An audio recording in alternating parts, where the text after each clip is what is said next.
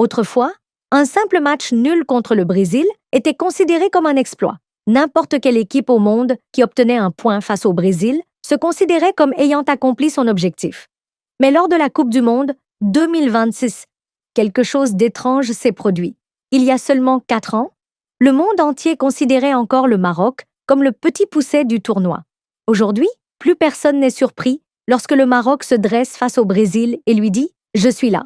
Et la vérité, c'est que le Brésil lui-même savait que la tâche n'allait pas être facile, parce que la dernière fois que les deux équipes se sont affrontées, le Maroc est sorti vainqueur. En 2023 à Tanger, Sofiane Boufal a inscrit le premier but et Abdelhamid Sabiri a marqué le but de la victoire. Le Maroc a battu le Brésil 2-1 pour la première fois de son histoire. Et c'est pour ça que le match de Coupe du Monde n'était pas seulement une confrontation entre une grande équipe et une équipe ambitieuse, c'était un véritable test. Est-ce que la victoire de 2023 n'était qu'une nuit exceptionnelle? Ou est-ce que le Maroc est vraiment devenu un nouveau cauchemar pour le Brésil? Le Brésil est entré dans le match sans avoir perdu le moindre match d'ouverture en Coupe du Monde dans toute son histoire. 17 victoires, 3 matchs nuls et 0 défaite. Mais le Maroc était venu pour tester ce record. Le Maroc a fait match nul avec le Brésil. Et pourtant, beaucoup de personnes sont sorties du match avec le sentiment que le Maroc aurait pu gagner. Et peut-être que c'est la phrase qui résume le mieux ce qui s'est passé. Parce qu'on ne parle plus d'une équipe qui surprend le monde une seule fois. On parle d'une équipe qui oblige le monde à la respecter.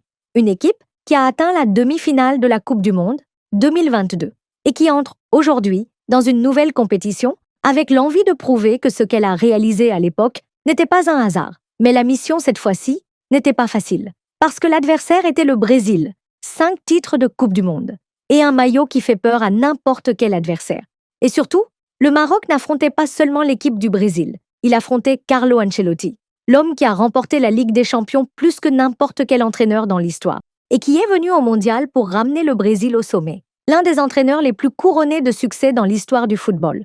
Presque toutes les prédictions indiquaient que le Brésil allait commencer la compétition avec force. Mais ce qui s'est passé sur le terrain était complètement différent. Le match s'est joué au stade MetLife. Plus de 80 000 spectateurs étaient là présents dans les tribunes. Tout le monde attendait de voir le Brésil. Tout le monde attendait de voir la sélection. Mais la première équipe qui a imposé sa personnalité dans la rencontre, c'était le Maroc.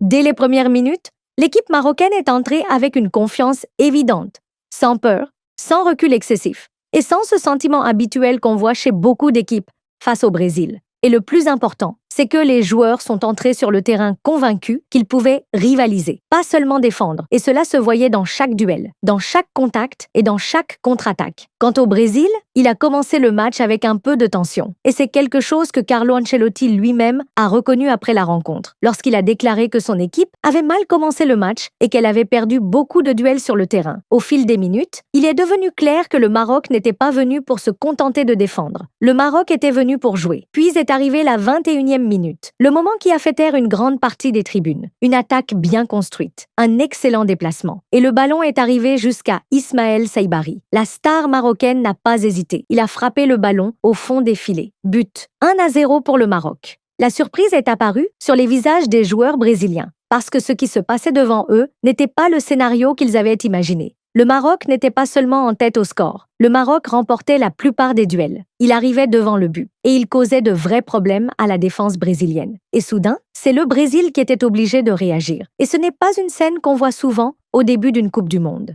Mais les grandes équipes ont un avantage. Elles peuvent revenir à n'importe quel moment. Et c'est exactement ce qui s'est passé. À la 32e minute, Vinicius Junior a récupéré le ballon et il a commencé à faire ce qu'il sait faire. Technique, vitesse, confiance, puis une frappe parfaite. Et le ballon est entré dans les filets.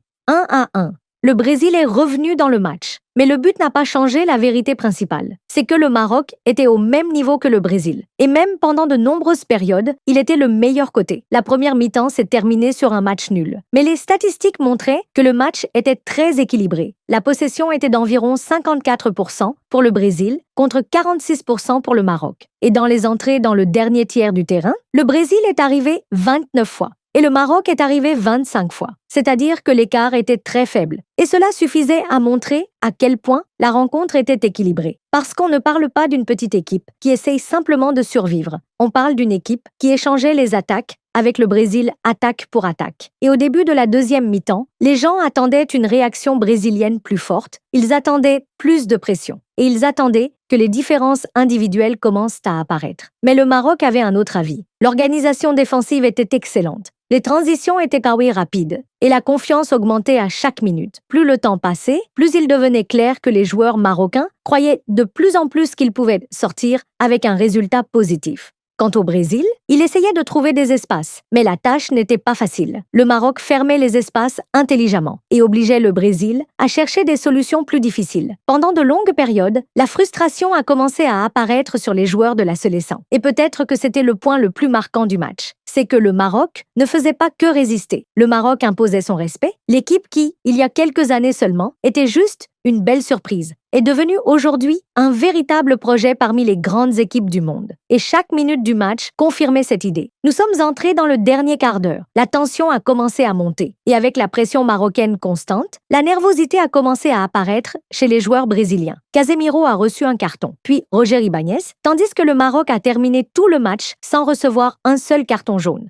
Les supporters attendaient là le but décisif. Et les occasions devenaient plus dangereuses. Mais au final, les filets sont restés silencieux. Le coup de sifflet final a été donné. Et les stars du match et les joueurs les mieux notés des deux équipes étaient les auteurs des deux buts. Vinicius du Brésil et Sabiri du Maroc. Et si Ismaël Saibari a volé la lumière avec son but, il y avait un autre joueur qui écrivait calmement son nom au cœur du match. Ayoub Bouhaddi, un joueur de seulement 18 ans. Et il a choisi de représenter le Maroc quelques semaines seulement avant le début de la Coupe du Monde. Et malgré son jeune âge, il a joué comme s'il faisait partie des plus anciens joueurs de l'équipe nationale. Bouhaddi contrôlait le rythme du jeu et aidait le Maroc à sortir de la pression brésilienne. Au point que de nombreux rapports après le match l'ont considéré comme l'une des grandes révélations de la rencontre. Et l'image était très frappante. Casemiro et Bruno Guimarães d'un côté et un talent marocain de 18 ans de l'autre. Et pourtant, le Maroc n'était pas l'équipe qui semblait la plus sous pression. Le résultat était 1-1, un match nul sur le papier. Mais dans le sens, c'était bien plus qu'un simple point pour chaque équipe. Le Brésil est sorti en sachant que le chemin ne serait pas facile et que les adversaires sont devenus plus audacieux que jamais. Quant au Maroc, il est sorti avec un message très clair. Un message qui dit que ce qui s'est passé au Qatar en 2022 n'était pas un hasard et que l'accès aux demi-finales de la Coupe du Monde n'était pas un coup de chance et que l'équipe du Maroc est devenue l'une des équipes que chaque grande nation doit prendre très au sérieux. Et au final, peut-être que le résultat officiel dit que le match s'est terminé sur un match nul. Mais le sentiment qui a marqué beaucoup de gens était différent. Parce que le Brésil est entré dans le match en tant que favori pour la victoire. Alors que le Maroc est sorti du match en gagnant quelque chose peut-être plus important que la victoire elle-même. Il a gagné le respect du monde une fois de plus. Et il a prouvé que son nom appartient désormais au plus haut niveau du football mondial. Et si la Coupe du Monde 2022 était le tournoi qui a fait découvrir le Maroc au monde, le match contre le Brésil en 2026 était l'un de ceux qui ont confirmé que l'histoire continue encore.